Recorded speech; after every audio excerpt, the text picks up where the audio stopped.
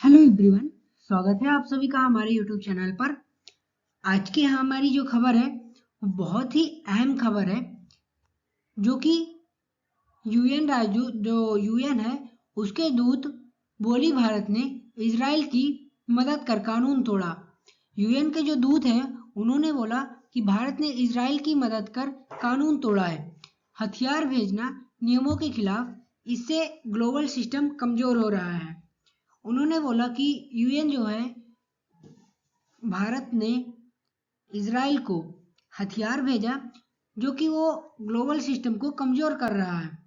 अब इसके बारे में पूरी डिटेल्स हम चर्चा करेंगे। तो अगर आप हमारे वीडियो में अभी नए हैं तो हमारे चैनल को सब्सक्राइब कर लीजिएगा और वीडियो को लाइक कर दीजिएगा, ठीक है। ऐसे इन्फॉर्मेशन वीडियो के लिए हमारे साथ जुड़े रहिए। इसका जो मुख्य आरोप है वो क्या है? जो यूएन दूत का कहना है कि भारत ने इजराइल को हथियार या सैन्य उपकरण भेजकर अंतरराष्ट्रीय नियमों का उल्लंघन किया है। उनके अनुसार युद्ध के समय इस तहत की मदद ग्लोबल सिस्टम, जो वैश्विक व्यवस्था है और मानवाधिकारों के सिद्धांतों को कमजोर करती है। जो ये सिद्धांत है इसको कमजोर करती है, ठीक है। अब इसमें पहला जो आता है कि यूएन दूत का जो असल आरोप क्या है। भारत पर जो यूएन दूत है उसका एक असल आरोप क्या है, मतलब जो यूएन है उसका भारत पे क्या आरोप किया गया है।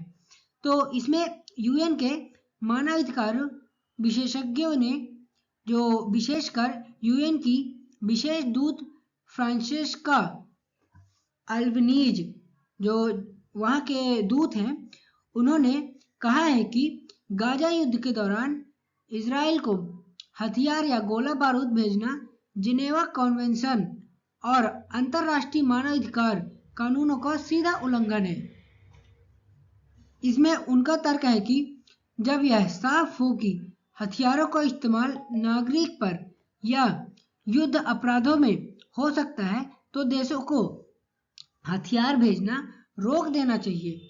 जैसे जो हथियारों का इस्तेमाल नागरिकों पर जो युद्ध के दौरान अपराधों में हो सकता है, तो ऐसे में देशों को हथियार भेजना रोक देना चाहिए, ठीक है। अब इसमें रिपोर्ट में कहा गया है कि भारत का इस तरह इजराइल का साथ देना वैश्विक कानूनी व्यवस्था को कमजोर कर रहा है और यह भारत के खुद के इतिहास और न्याय की सोच के खिलाफ है, ठीक है। अब इसमें जो दूसरा है वो भारत में भी उठा विवाद, सुप्रीम कोर्ट का रुख। यह मुद्दा सिर्फ अंतरराष्ट्रीय स्तर पर नहीं बल्कि भारत के अंदर भी काफी गरमाया था। जो ये मुद्दा है ये अंतरराष्ट्रीय स्तर पर ही नहीं बाकी और भी जगहों पर काफी अच्छे से गरमाया था, ठीक है। मतलब माहौल जो था वो काफी तनातनी में था। भारत के कुछ वकीलों, पूर्व जजों और सामाजिक कार्यकर्ताओं ने सुप्रीम कोर्ट में एक जनहित याचिका अपील जो थी वो दायर की थी, जिसमें सरकार से इजराइल को हथियार निर्यात के लाइसेंस रद्द करने की मांग की गई। इसके दौरान जो सुप्रीम कोर्ट का फैसला क्या आता है, कोर्ट ने इस याचिका को खारिज कर दिया।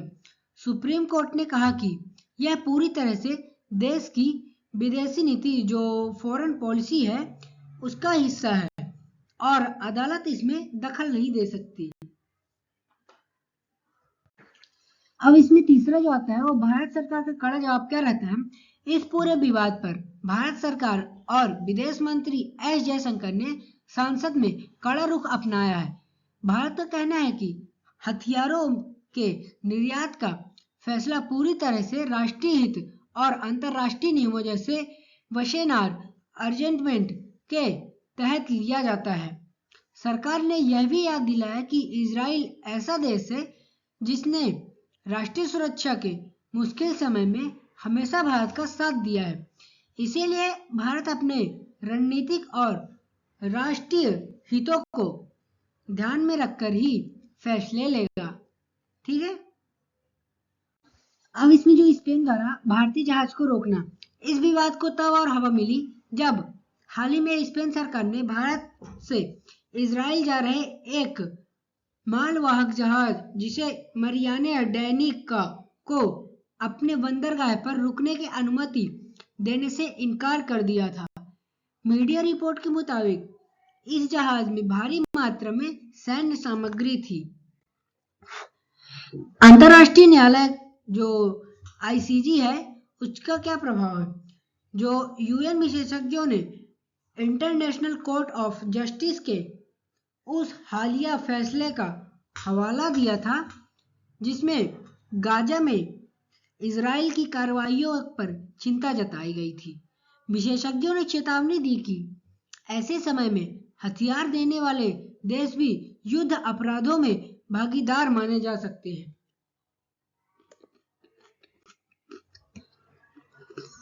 अब इसमें अन्य देशों को भी मिली चेतावनी।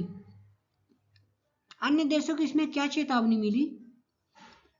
जो संयुक्त राष्ट्र के विशेषज्ञों ने यह चेतावनी सिर्फ भारत को ही नहीं दी थी, उन्होंने अमेरिका, ब्रिटेन, जर्मनी, फ्रांस और ऑस्ट्रेलिया जैसे पश्चिमी देशों को भी इजराइल को हथियारों का निर्यात तुरंत रोकने के लिए कहा था।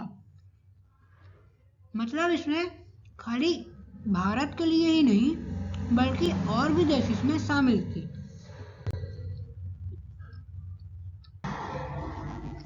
अब इसमें हार्मिस 900 जो ड्रोन है उसका जिक्र क्या रहता है कि कई अंतरराष्ट्रीय जो मीडिया है रिपोर्ट में यह दावा किया गया था कि भारत के हैदराबाद स्थित एक जॉइंट वेंचर जो अडानी एल्बिट में बने हार्मिस 900 ड्रोन्स को और तोपखाने के गोले इजराइल भेजे गए थे जिनका इस्तेमाल गाजा में किया गया था।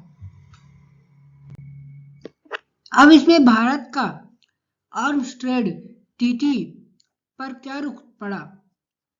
संयुक्त राष्ट्र के कुछ विशेषज्ञों ने आर्म्स ट्रेड जो टीटी का हवाला दिया। हालांकि भारत का बचाव यह है कि उसने इस अंतरराष्ट्रीय हथियार व्यापार संधि जो एटीटी पर कभी हस्ताक्षर ही नहीं किया, इसीलिए वह इसके सीधे कानून प्रतिबंधों के दायरों में नहीं आता है। भारत का दोहरा कूटनीतिक संतुलन। एक तरफ जहां हथियारों के निर्यात का आरोप लग रहा है वहीं दूसरी तरफ भारत आधिकारिक तौर पर 2 स्टेट सॉल्यूशन का समर्थन कर रहा है। भारत ने गाजा में मानवीय संकट को देखते हुए फिलिस्तीन को कई बार दवाइयां, राशन और अन्य राहत सामग्री भी भेजी। अब इसमें स्वतंत्र विशेषज्ञों का समूह क्या है? यह बयान संयुक्त राष्ट्र के किसी एक आधिकारिक का नहीं था बल्कि यह संयुक्त राष्ट्र मानवाधिकार परिषद जो यूएनएचआरसी द्वारा नियुक्त दर्जनों स्वतंत्र विशेषज्ञों के एक बड़े समूह द्वारा जारी किया गया था। भारतीय विपक्ष और यूनानियों का विरोध। इस खबर के बाहर आने के बाद भारत के अंदर विपक्षी दलों और भारत के कई प्रमुख मजदूर संघों ने भी सरकार का कड़ा विरोध किया था। उन्होंने मांग की थी कि भारतीय बंदरगाहों से इजराइल के लिए किसी भी तरह के हथियार की लोडिंग रोकी जाए। अब इसका निष्कर्ष क्या निकल के आता है? संयुक्त राष्ट्र जो यूएन का आरोप है कि गाजा युद्ध के दौरान भारत द्वारा इजराइल को हथियार भेजना अंतरराष्ट्रीय कानूनों का उल्लंघन है, जबकि भारत इसे अपनी स्वतंत्र जो विदेश नीति है और राष्ट्रीय रक्षा हितों का हिस्सा बनाकर अपना कड़ा बचाव कर रहा है। तो आई होप आप सभी लोगों को वीडियो ये अच्छी लगी होगी। अगर अच्छी लगी है ना तो हमारे चैनल को सब्सक्राइब करना और वीडियो को लाइक करना और ज़्यादा से ज़्यादा शेयर करिएगा। ठीक है, मिलते हैं नेक्स्ट वीडियो में, तब तक के लिए जय हिंद, वंदे मातरम।